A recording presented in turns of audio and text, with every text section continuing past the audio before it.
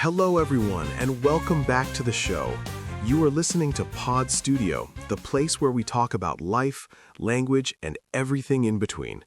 I'm Alex, and I'm so happy you're joining us today for a brand new episode. And I'm Emma. Hi, Alex, and hi to all our listeners out there. I'm really looking forward to our chat today. I think we have a topic that everyone can relate to, even if it feels a little bit serious at first. You're right, Emma. Today we are talking about what people regret most in life. Now, when we say regret, we mean that feeling of looking back at the past and wishing you had done something differently. Maybe you wish you had said something, or maybe you wish you hadn't done something. It's that I wish I had feeling. Exactly. It's a very human emotion. We all have regrets, don't we? But it's not just a sad topic. I think talking about regret helps us understand how to live better right now. For our English learners listening, this is a great topic because we use specific ways to talk about the past and our feelings. Definitely. It's useful for real-life conversations because when you make friends in English, you eventually start talking about your life stories. Knowing how to express these feelings makes your English sound much more natural and deep. So, everyone, just find a comfortable place. Maybe grab a cup of tea or coffee and let's dive in. This is a long one, so just relax and let the English wash over you. You don't have to understand every single word perfectly the first time. That's the best way to learn. Just listen to the flow. Before we start, if you want more fun English podcasts like this, hit the subscribe button right now and join our English learning family. It really helps us grow. So, Emma, when you think about the word regret, what's the first thing that pops into your head? Honestly, I think about my education. I think about my time in university. I often tell myself, I wish I had studied harder, or I wish I had picked a different subject. I studied economics, but I think I would have loved photography or art much more. That's a big one. Education is a common regret. You know, many people feel they chose a path because their parents wanted them to, or because they thought it would make more money. They didn't follow their heart. Follow their heart. I love that expression. It means doing what you truly love and what makes you happy, rather than just what is practical. Do you have any regrets like that, Alex? Well, mine is a bit different. I don't regret what I studied, but I do regret not traveling more when I was younger. I always said, oh, I'll go next year, or I need to save more money first. And then suddenly 5 years passed and I hadn't gone anywhere. I can understand that. It's so easy to put things off. To put something off means to delay it, to say you will do it later. We do that with travel, with health, and even with seeing friends. Exactly. And that brings up a really famous study I read about. A nurse who worked with people at the end of their lives asked them what they regretted most. Do you know what the number one answer was? Was it about money? Like, I wish I had more money? Surprisingly, no. Almost no one said they wished they had more money or a bigger car. The most common regret was, I wished I'd had the courage to live a life true to myself, not the life others expected of me. Wow, that's very powerful. The courage to live a life true to myself. Courage is another word for bravery, right? Like being brave enough to be who you really are. Precisely. It means not worrying so much about what your neighbors think or what your boss thinks. It's about making choices that fit your own values.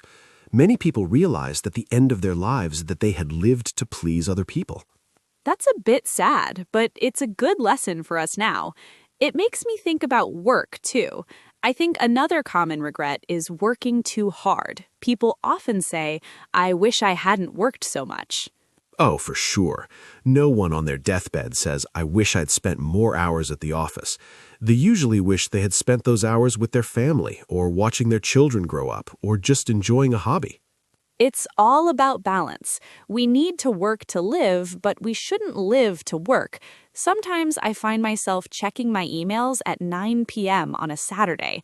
I should probably stop doing that so I don't regret it later. Yes, you should. Put the phone away, Emma. Enjoy the moment. You know, another thing people talk about is speaking their mind. A lot of people regret holding back their feelings. Speaking their mind. That's a great phrase. It means saying what you are really thinking or feeling, being honest and direct. So people regret being too quiet? Yes, they regret not telling someone I love you, or even not telling someone you hurt my feelings. They kept their emotions inside to keep the peace, but over time, those hidden feelings turn into a heavy weight. I've definitely felt that.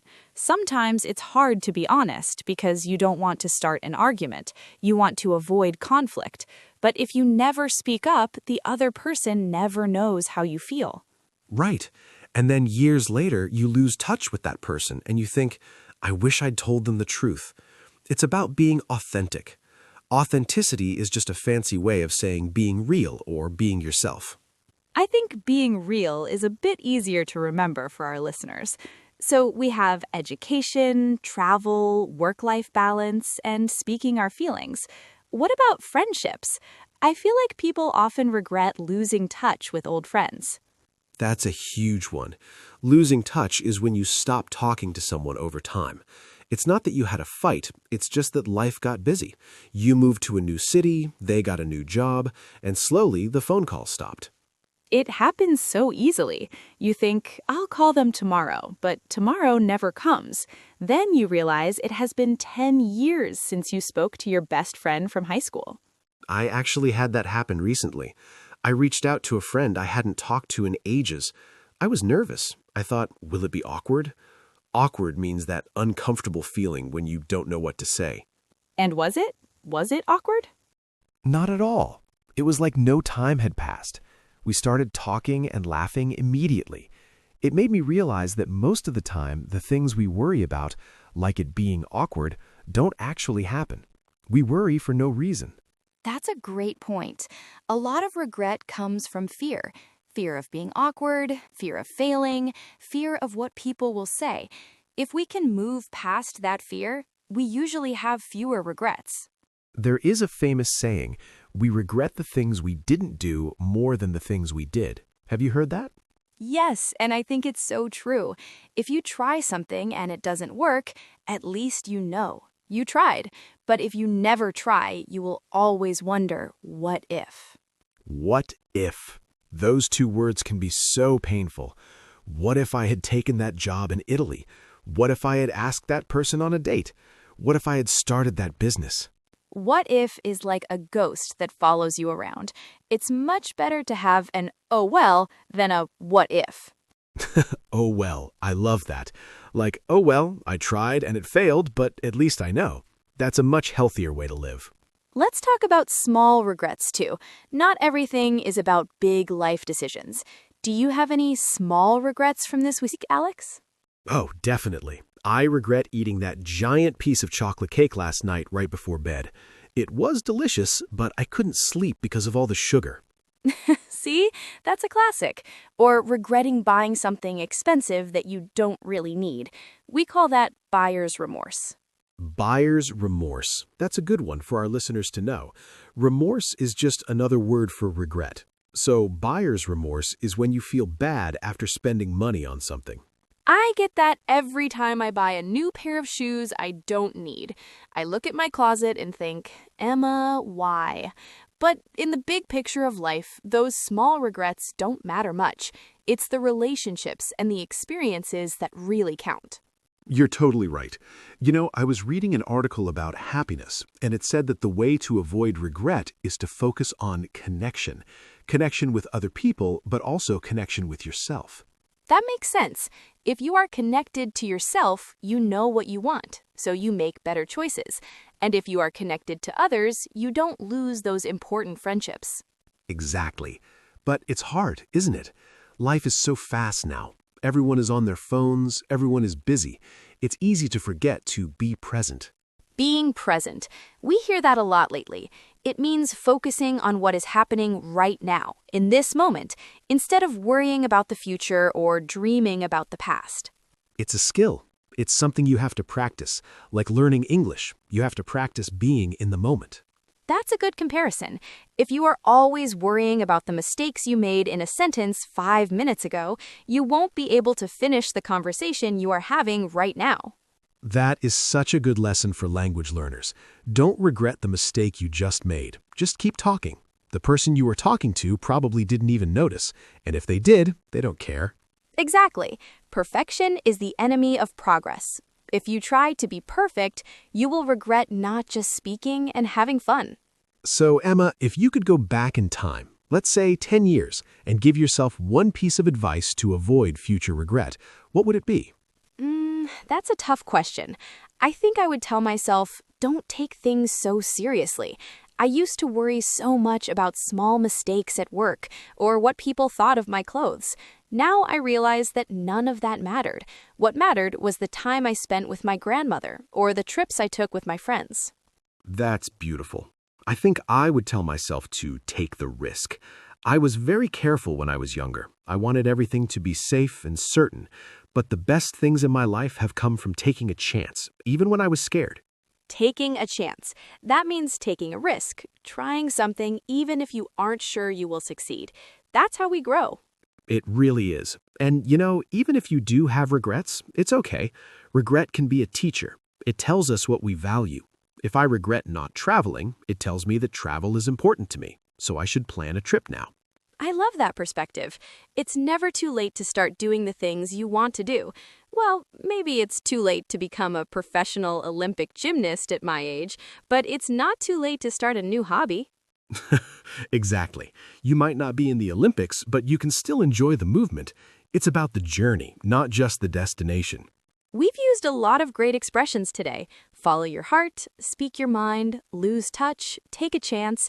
These are all things you can use when you talk to your friends about your own lives. And remember, if you didn't understand everything we said, don't regret it. Just listen again. Each time you listen to Pod Studio, your brain gets more used to the sounds and rhythms of English. You're doing a great job just by being here and listening. Language learning is a marathon, not a sprint. A marathon is a very long race, and a sprint is a very short, fast one. I like that. Take your time. Enjoy the process. Emma, I think we've covered a lot today. It's been a really deep conversation. It has. It's made me think a lot about my own life. I think I'm going to call an old friend tonight, just to make sure I don't lose touch. That's a great idea. I might go look at some travel websites and finally plan that trip I've been talking about. No more putting it off for me. Good for you, Alex. And for our listeners, maybe you can think about one thing you've been wanting to do and just do it. No regrets. Well, I think it's about time to wrap things up for today. This has been such a pleasant chat. It really has. Thank you, Alex, and thank you to everyone listening. It's always a pleasure to spend this time with you. We hope this episode of Pod Studio gave you some interesting things to think about and some helpful new English phrases. Remember, life is short, so try to live it in a way that makes you happy. Speak your mind, follow your heart, and keep practicing your English. We'll be back soon with another episode. Until then, take care of yourselves and each other. Bye-bye, everyone. Goodbye.